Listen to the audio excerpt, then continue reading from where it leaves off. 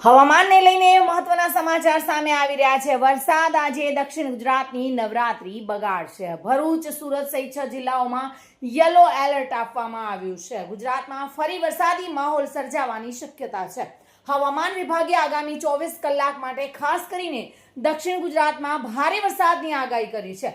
ભરૂચ, સુરત, તાપી, નવસારી, વલસાડ, ડાંગ, દમણ, દાદરા નગર હવેલીમાં છૂટા છવાયા સ્થળોએ ગાજવીજ સાથે ભારે વરસાદ પડી શકે છે, જ્યારે અમદાવાદ સહિતના રાજ્યના અન્ય વિસ્તારોમાં હળવો વરસાદ થવાની શક્યતા છે। આ સાથે જ 30 થી 40 કિલોમીટરની ઝડપે પવન ફૂંકાવાની પણ શક્યતા વ્યક્ત કરવામાં આવી છે।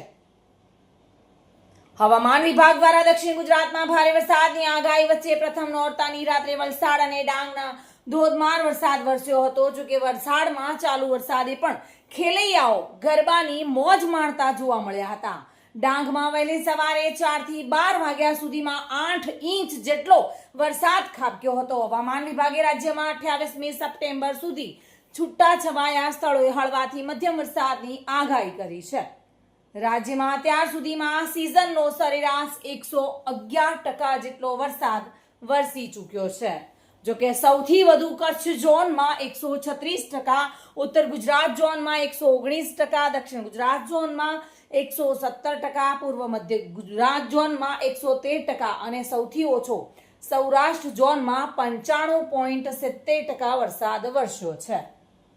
ડાંગ જિલ્લામાં હવામાન વિભાગની આગાહી મુજબ સતત ધોધમાર વરસાદ વરસી રહ્યો છે। અવિરત વરસાદને કારણે સમગ્ર જિલ્લામાં જનજીવન પ્રભાવિત થયું છે। ભારે વરસાદને પગલે સલામતીના ભાગરૂપે જિલ્લામાં આવેલી તમામ શાળાઓમાં રજા પણ જાહેર કરવામાં આવી છે। જો કે ડાંગના બાસ ગામની એક શાળામાં પાણી ઘૂસી જતા શૈક્ષણિક સામગ્રીને નુકસાન પણ પહોંચ્યું છે। હવામાન વિભાગે આગાહી કરી છે, દક્ષિણ ગુજરાતની નવરાત્રી બગડી શકે છે। ભરૂચ, સુરત સહિત 6 જિલ્લાઓમાં યલો એલર્ટ જાહેર કરવામાં આવ્યું છે। જો કે અમદાવાદમાં પણ હળવાથી ભારે વરસાદી ઝાપટા વરસી શકે છે। ગુજરાતમાં ફરી એકવાર વરસાદી માહોલ સર્જાવાની શક્યતા છે।